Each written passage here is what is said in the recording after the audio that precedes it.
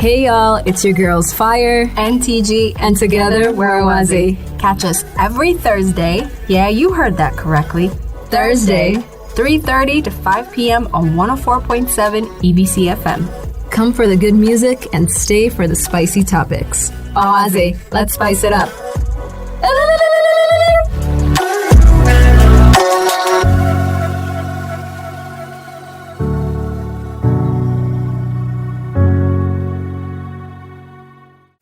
All right, welcome you guys to the Awazi Show here on EBC 104.7.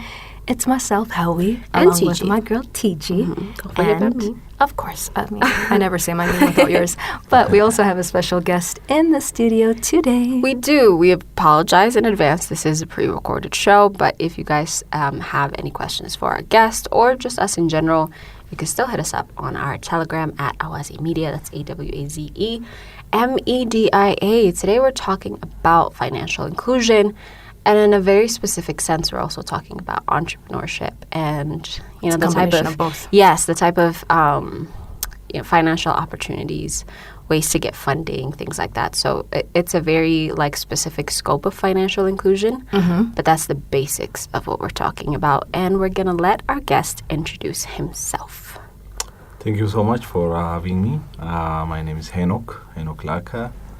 I'm lead for BDS, Business Development Services and Innovation at Entrepreneurship Development Institute.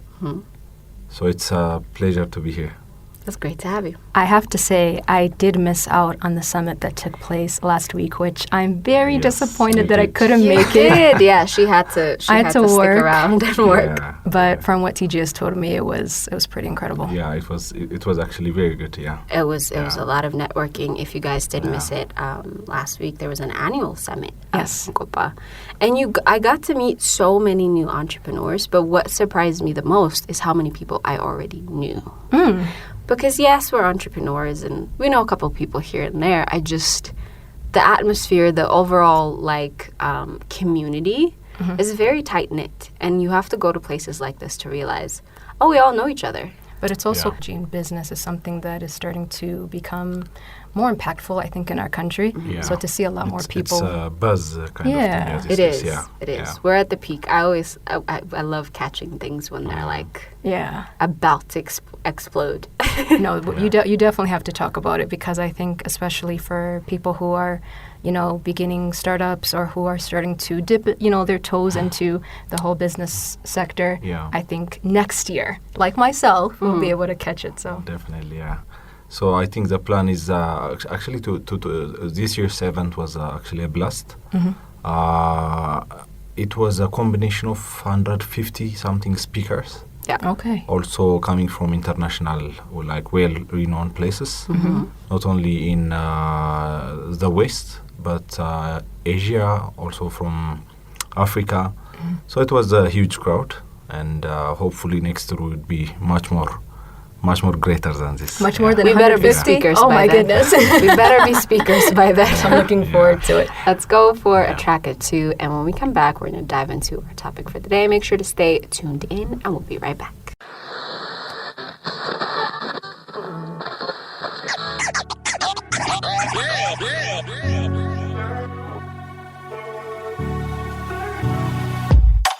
Hey y'all, it's your girls Fire and TG, and together we're Awazi. Catch us every Thursday. Yeah, you heard that correctly. Thursday, 3:30 to 5 p.m. on 104.7 EBC FM. Come for the good music and stay for the spicy topics. Awazi, let's spice it up.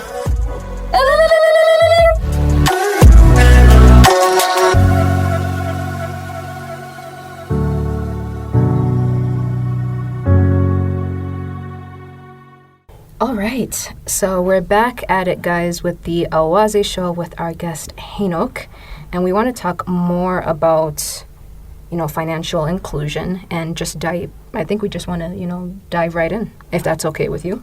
Yeah, sure. We do have to start from the beginning. So when we talk about entrepreneurship, and specifically in Ethiopia's case, being in the business and being connected to a lot of entrepreneurs, in your opinion, what are some of the biggest challenges that entrepreneurs in Ethiopia face When it comes to accessing financial services and having a well-rounded financial inclusion system. Yeah. In a nutshell, entrepreneurs, especially not only in Ethiopia but in general, globally face diversified challenges, especially when you are a startup and when you are beginning to establish your enterprises. You'll definitely have a lot of up and downs, and it will only get worse in the case of Africa, sub-Saharan Africa, and so on. So as you know, the estimated failure for startups or enterprises in general is estimated around 70-80%. So that means enterprises that are born would die, have a chance of dying, like it's pretty much immense. So when we look at the challenges entrepreneurs face, of course, one of the biggest challenges, I'm sure if you Google this term, the first thing that would show up is definitely finance, access to finance. But there are actually subsequent challenges that entrepreneurs face, especially when it comes to women. There are also it would be twofolds of challenges. So there are challenges related with access to working premises, access to getting advice on establishing your enterprise. It might be getting even access, availability of financial products, infrastructure, and so on. But I'm sure it's not only the case for Ethiopia, but in general, there is a huge challenge when it comes to access to finance, especially to women entrepreneurs. And the gender perspective is also another challenge when it comes to culture, when it comes to home related assignments that women take. Such responsibility, and it's a kind of male-dominated business environment. So those are a kind of generic, pinpoints when it comes to challenges with regards to access to finance. All I heard from that is we're women and we've had this business for about 2 years, so the fact that we survived is very much against the odds, just in general. But also within a short period of time, the fact that our business is a startup, but yet it's doing relatively well is... We're saying kudos to ourselves. Yes. We apologize, but this is kind of a big deal. Yeah. What are some of the structures that are put in place by the government or, personally owned organizations, associations, things like that are sort of working and moving to help entrepreneurs overcome these challenges? Yeah, so there are actually a lot of works being done. I've shared, I think, a couple of reports even to you guys, so you could explore. So there is a recent kind of assessment conducted by UNCDF. It's a UN-based institution focusing on finance especially.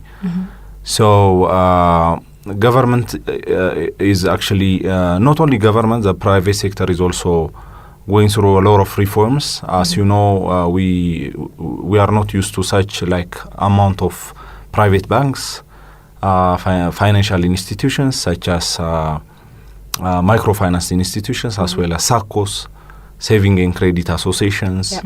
And we are also seeing a glimpse of digital payment mechanisms, gateways, such as maybe Chapa, I don't know, Arif Pay. Yes, we do. And the older ones like Ember. And there are also telecoms getting involved in such aspects, Telebir, M-Pesa. So these are all the fruits of the underground work, like a policy reform issue, initiatives the government is undergoing. And actually, one of the pillars of the homegrown economic reform also focus on supporting enterprises, MSMEs in general. And one of the sub themes is availing access to finance. So it requires banks to open up, branches across rural areas, which previously was not the case. and initiatives such as, for instance, national identification. For instance, I'm sure the national digital ID, which is also a critical factor, especially going forward when going through, a loan process or a loan request process or a financial appraisal process. You need to obtain such kind of IDs for you to be recognized, across our country. Also, infrastructure is also a fundamental aspect, because when we talk about digital payments or digital things, of course, we are indirectly talking about telecom infrastructures. Access to the internet, access to a network. Yes, So these are all the things, that needs to be connected. So these are the dots, bit and bytes, So the works that are undergoing. Another actually perspective is also programs. So there are not only a government, a public driven programs to support in this financial inclusion or entrepreneurship development, but private sectors, NGOs have also several different programs that focus on entrepreneurship development. It's like trainings for even specifically women entrepreneurs, availing finance, startups. We also have under our institute. I haven't had the chance to introduce our institute. I'm not sure if you. Yes, actually, you got into the next question, which we're going to talk about in terms of female, entrepreneurs and how. Yeah. Being that we are both in business together, this would be a great opportunity to learn more about financial inclusion and how it targets, women entrepreneurs and sort of even just literacy efforts, like in terms of how that looks like in the scope of Ethiopia. So if you could talk about that a little bit more. Yeah, definitely. Maybe let me kind of wrap up the previous. Sure. So there are also, only finance-oriented even programs that the government gathers kind of support from international institutions such as the World Bank, the IFC. So even during the pandemic, there were a lot of business kind of resurgence programs aimed at supporting enterprises. By the way, we also conducted the research during the COVID-19 pandemic, and we found out more than 50% of enterprises that we have surveyed actually across 5 regions in Ethiopia, they have completely shut down. Yeah, they couldn't. A lot of businesses couldn't survive COVID at all. And most of them were women-owned enterprises. Small, medium businesses. So you can imagine the kind of pressure such kind of even pandemic or such external factors could contribute to the growth sustainability of enterprises. So such programs are also currently undergoing. So these are a couple of things that are in place currently. So coming to your next question, with regards to the specific support programs for women entrepreneurs or women-owned enterprises. For instance, our institute, we have a program with regards to specific support for women-owned enterprises or women entrepreneurs. At our institute, we have only women-specific, for instance, program, a financing program. Okay. It's called the Women Entrepreneurship Developer Program. It's supported by the World Bank. It's now almost a 200 million USD program. Oh, wow. It has been running since 2012. Okay. So the program aims at, finding the missing middle. So there are these missing middles, when it comes to especially financial inclusion. So MFIs couldn't give them money. Commercial banks couldn't give them money. So there are also kind of subsequent challenges. Number one is, they don't have collateral. There's no collateral. So the asset, the car, the house is registered maybe by the husband's name, So they don't have such kinds of facilities to get access to loan. So even if they have that, the amount they require it would fall on the missing middle. When you go to commercial banks, the amount they give, the collateral, the bureaucracy involved in getting the finance, the due diligence is kind of cumbersome. MFIs, the amount they give is low, the interest rate is like super Very high. Yeah. So the return rate, some the years expected to repay, and so on. So these are like tangible challenges that women face. So the primary target is finding these missing middles and giving them. So maybe on the first question, by the way, what I haven't raised, another challenge is not only about money. Once you get money, you don't know how to manage There's no it. education towards business. Exactly. Either. Financial literacy is also another challenge. Because once you borrow money, it's not all about getting the money. You need to return it. Yes. Right. So your business needs to be healthy. So to run a successful business, you need to know the in and outs of running a business. As you guys are entrepreneurs, I'm sure you know We're learning. the hustle involved in running a business. It's not only about finance. It's about customer management. It's about your product. It's about your operations. It's about your staff management. It's about your quality of service. So these things are also, they add up. Sure. So the project aims at filling also these gaps, not only availing a finance. It also feels aims at providing, for instance, basic entrepreneurship training, followed by coaching sessions focusing on these areas, how to run a business, operations, HR, and so on. That's good. So it's a kind of, a mix of these services.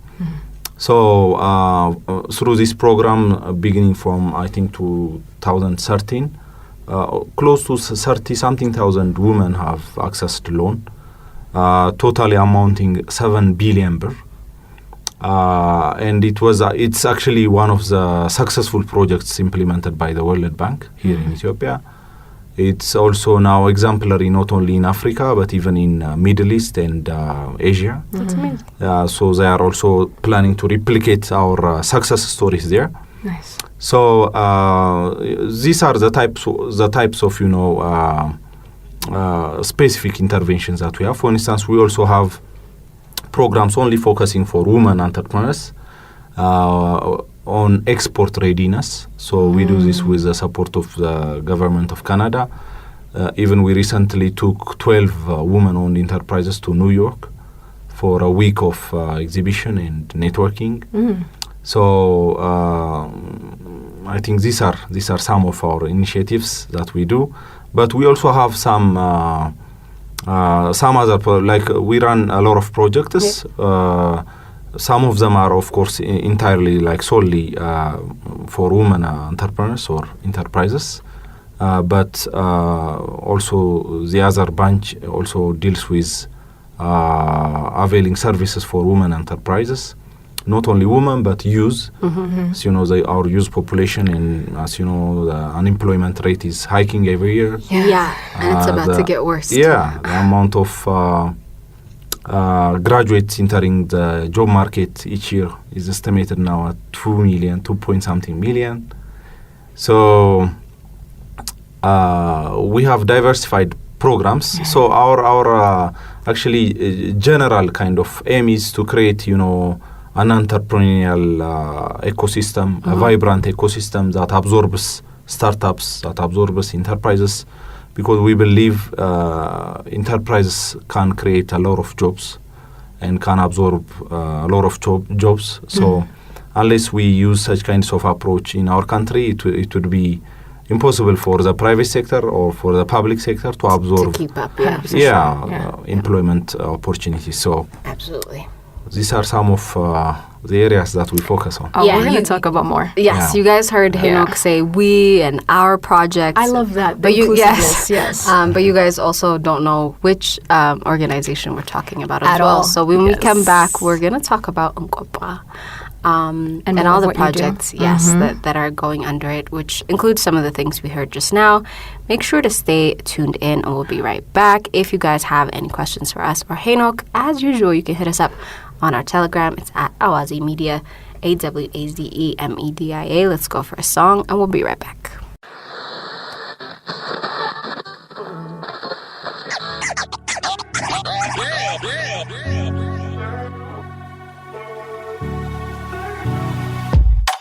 Hey y'all, it's your girls Fire and TG, and together we're Awazi. Catch us every Thursday. Yeah, you heard that correctly. Thursday, 3:30 to 5 p.m. on 104.7 EBC FM. come for the good music and stay for the spicy topics. Awazi, let's spice it up.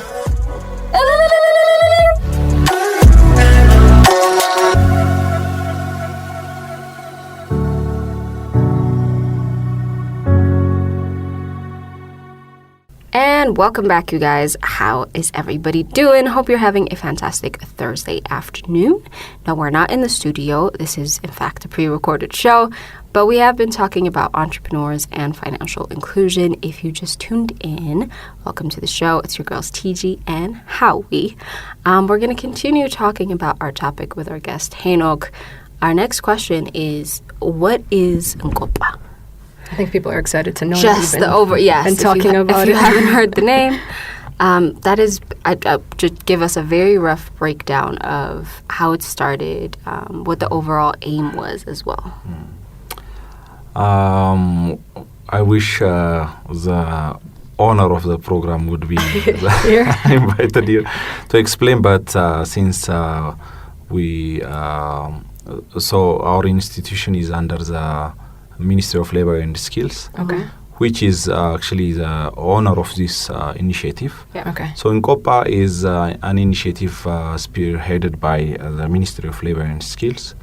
So the entire objective is to create a platform where innovators, startups, entrepreneurs, influential individuals, not only in Ethiopia but across our region and continentally, could come together to celebrate entrepreneurship, to network, to have the B2B, the C2C kind of the corporate relationships, so that the overall aim is to let the world know, to let Africa know, like Ethiopia is also kind of trying. We are trying our best, to have our own this ecosystem that's vibrant, that's supportive enough for entrepreneurs. So the Ministry of Labor, actually formerly it was under the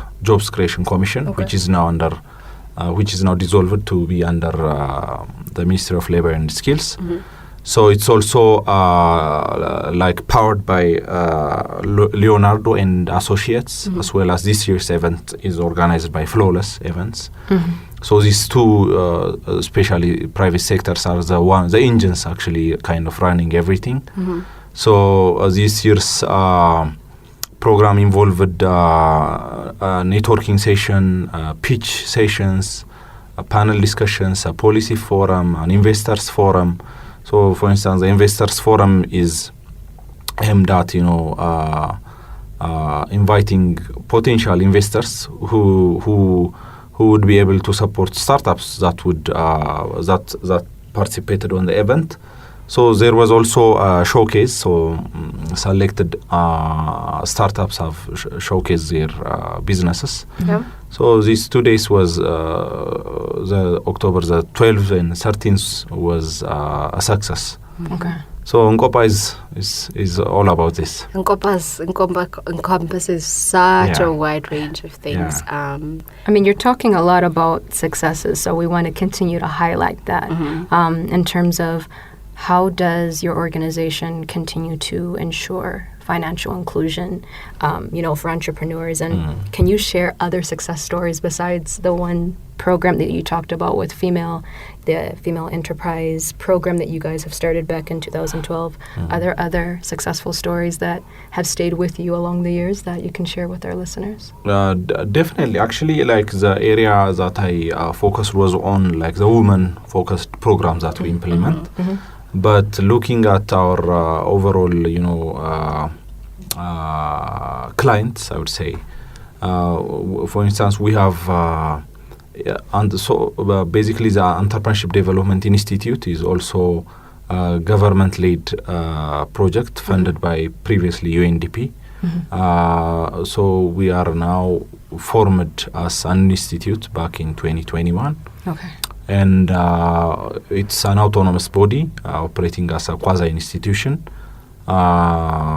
We have programs not only with World Bank, we have programs with MasterCard, and other donors as well. And through the years, we've been able to reach, by the way, more than 160,000 entrepreneurs through our entrepreneurship program. We are a national host for the UNCTAD's Impartech program. It's an entrepreneurship program focusing on not only giving the technical know-how of entrepreneurship, but it also focuses on the behavioral aspects of entrepreneurs. So we've been able to reach more than 160,000 aspiring entrepreneurs, in which around 41% are women, by the way. Yeah. So we also have a BDS pillar, which focuses on, as I've told you earlier. So business is a kind of, I would say, a complex kind of dynamics. Yeah. Sure. It's not about only training. It's not only about finance. It's not only about knowing some, being an expert on some area. You need to have the whole thing as a package. So we also provide non-financial services. We basically call them the business development services.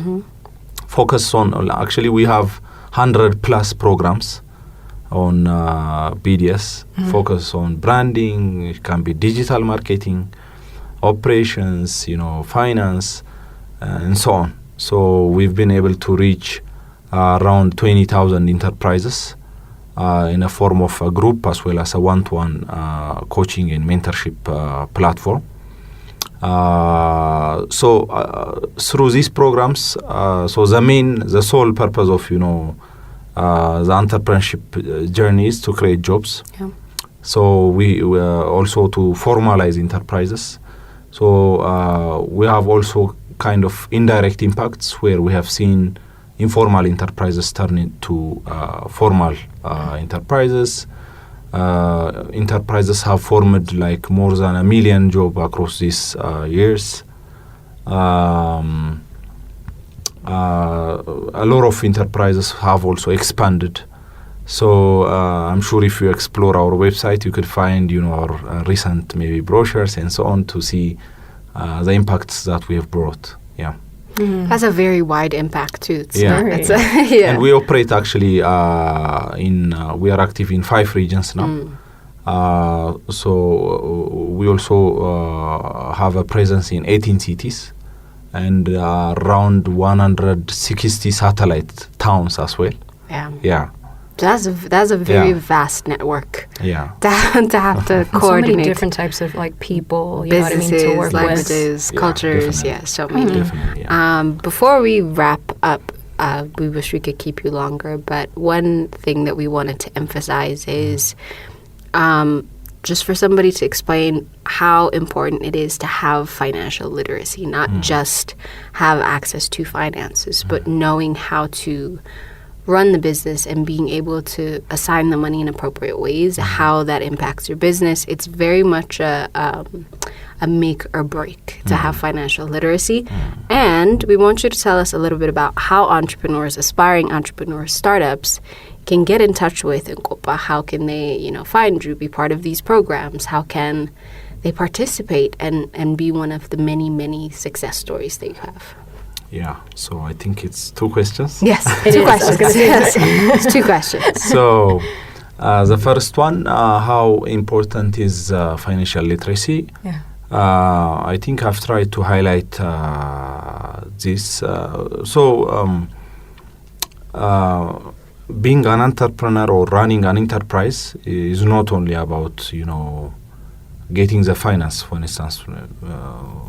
You need to know you need to know how much money you even need, by the way. Yes. True.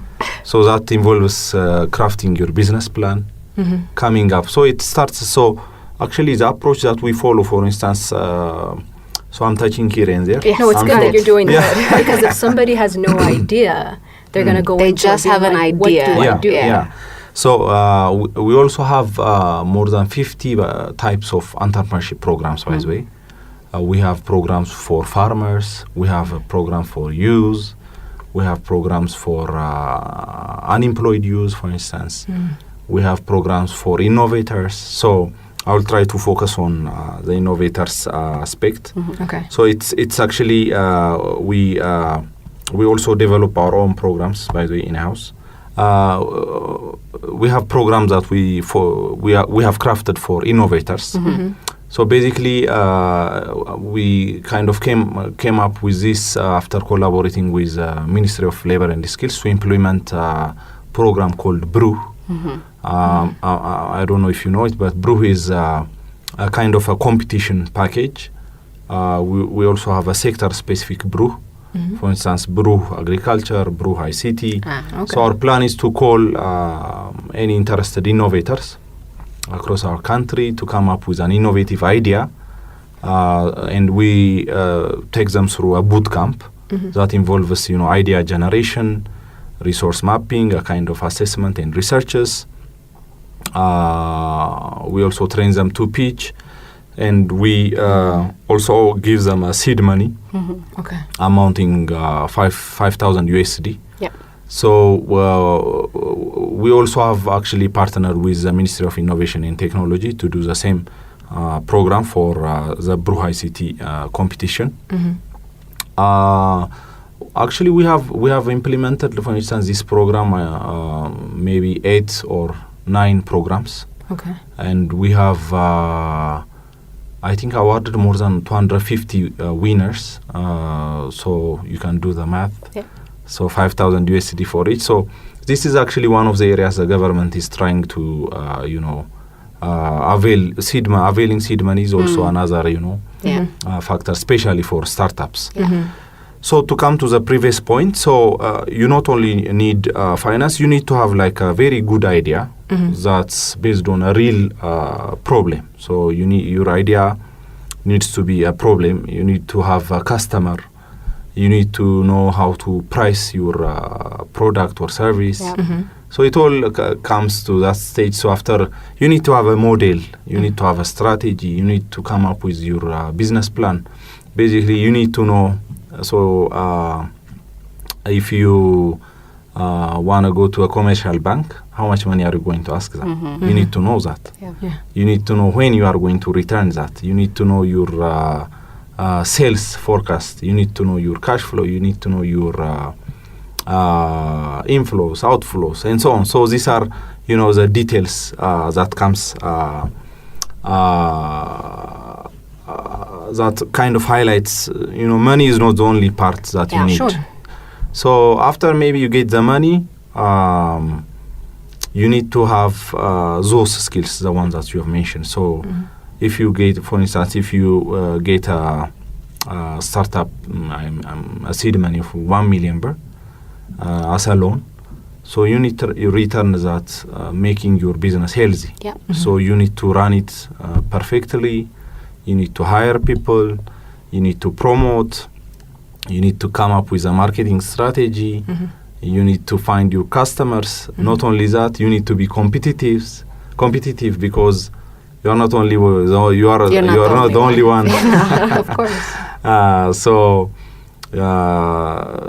this it's a mix of these things that makes an entrepreneur, and enterprises actually flourish when they are like professionally or perfectly designed in such a manner.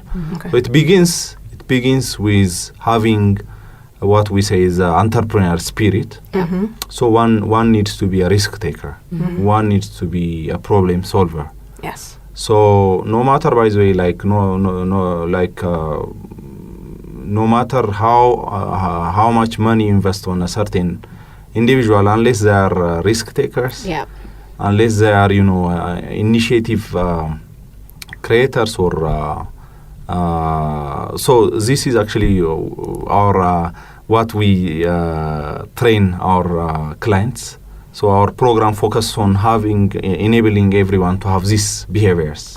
To be problem solvers. Yes, exactly. Not only so the program has 10, we call them the personal entrepreneur competencies. Okay. So there are 10. Maybe you can Google them. Yeah, we're going to have Google to. them as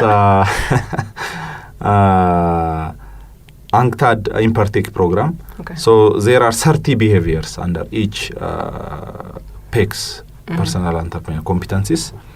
So these are the bits and bytes that join to make an entrepreneur or a startup to be sustainable. So there will be also a time where you need to expand, when you need an extra investment, where you need to diversify. So these are all the things the BDS aspect of running an enterprise. I was going to ask, for the program, the duration, I guess, with how you work with each individual or organization, is it tailored to each individual organization, or is it like, how long is the duration, or do you guys have follow-ups to see how those entrepreneurs are actually doing in the long term? Definitely, yeah. So I can answer actually the second question together. Yeah. So our flagship entrepreneurship program is a 6 days intensive entrepreneurship training program. So after that, what we do is we have a follow-up program for enterprises that have, we focus on formal enterprises. But we also have a slot for informal, because we also support the informals with, going through legalization, advantages of being legal, and so on. So after the training program, we kind of invite any interested, by the way, enterprises to come attend our follow-up services. So we provide follow-up services in two aspects. One of it is a group kind of coaching or mentorship platform. Because like non-financial service providing coaching mentorship, as you know, is not cheap. It requires quality experts, because we need to bring an outcome, we need to bring an impact. So we need to have the best in the industry. So we also have a one-to-one consultation program. It's kind of intensive. It lasts basically from 4 to 6 months. So it involves going through those details that I've mentioned. It also involves having a personal relationship with the enterprises. Not only it's not a lecture kind of based. You go to their sites, give them advice on practical. It's not some preaching kind of. It has to be very hands-on. It's practical. So how we do this is also we have, by the way, more than 400 certified trainers in our program. So they are not only certified in locally, some are even internationally certified. Meaning they can even do this entrepreneurship program even anywhere in the world. We also have more than 1,000 senior BDS advisors. Basically, their job is to go through those dynamics I have mentioned about. And the other good question that you have raised, how is tailoring a program? Yes, we do that, because the reason we came up with a group mentorship program is, enterprises operating in a similar sector or in a different sector might have, a similar challenges. Be it, for instance, record keeping. or maybe customer handling. So we gather a maximum of 10 to 15 enterprise owners, and we take them through a mentorship program, including, a practical site visit to their enterprises to, dig deeper into those practical aspects. But we also have, specifically tailored programs for each enterprise through our one-to-one approach, where we kind of investigate that single enterprise, kind of diagnose what, the problem is. So it will take around 4 or 6 months to kind of come up with some tangible outputs. But the thing is, you might not see like an outcome like right after your intervention. It takes time, to see the actual. You only get to see, the immediate outcomes. That's true. It's a process. Yeah, It takes it's a process. It takes So time. anybody interested to get our entrepreneurship training program could come in person to our office located at Naga City Mall, 3rd floor. They can register physically, or they can go to our website, edi/ethiopia.org. They can register online, and we would do a follow-up interview before the training, and they can commit the 6 days and choose to start their entrepreneurial journey. Oh, wow. Yeah. Yeah, like the old way of doing business is it really is dying out, where you just have an idea and you have a little bit of money, so you put it into the idea and you just kind of see where it goes. Yeah. And your customers they come from word of mouth, and you don't really do any marketing. There's no trying to sell to. It doesn't work anymore. Yeah. Even another aspect is, by the way, we also have a certain program focusing on digital entrepreneurship. Yeah, exactly, yeah. So we are in the digital age, so you need to market your product through social media, through website, e-commerce, and so on. So as I've said, we have 100 plus programs, so I could not address. I even have forgotten some of them. Of course, it's 100 of them. I mean, how has that change been, the shift been since post-COVID? Like, in terms of like, digital business that you've witnessed? I'm sure COVID had a huge impact on businesses. Definitely, actually, it was a kind of like a real tangible shift that we have observed. But as I've said, we have also witnessed some sad stories where enterprises have practically died due to the pandemic. Even though some have strived to come up with digital strategies and so on, but the thing has really impacted our business environment. It has. It's businesses that were open for 20 plus years. It's tough. Just could not like make overnight it you had to figure out a way to maintain your business, especially digitally, when that was not the way that we sort of were structured initially. So it's interesting to see the growth. Yeah, definitely. Well, thank you so much. I think this gave us a lot to think about. We are partially modern, partially traditional business. We're definitely going to check out your website. We figure things out as we go along. There's not a lot of foresight.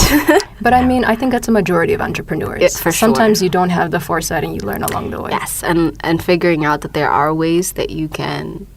You can never predict exactly what will happen to your business or what will happen 2 years from now, but there are ways for you to mitigate the type of damage that your business is going to take or how well it's going to thrive. And sometimes people aren't even ready for success. Because if you're not ready to scale up and all of a sudden your business does well, now you don't know what to do. So there's so many little details to work out. But thank you so much for spending a little time with us to kind of open our eyes and open other people's eyes into how business is done now and the ways that you can make it better. You can always run your business better. Can you mention the website once again so that our listeners know where to go? edi/ethiopia.org. Yeah. Or they can send an email to info@edi/ethiopia.org. Thank you so much, Henok. Yeah. It was Thank a you so pleasure having much. You you. are most welcome. Yeah. And this is our last episode of our series. Yes, it is. I'm sure we'll be back with something else soon. We're never over, but you guys can catch us once again next week, Thursday. It will be a live show. It will, hopefully. Fingers crossed. And as usual, stay hydrated, make good decisions. Awazi out. Bye.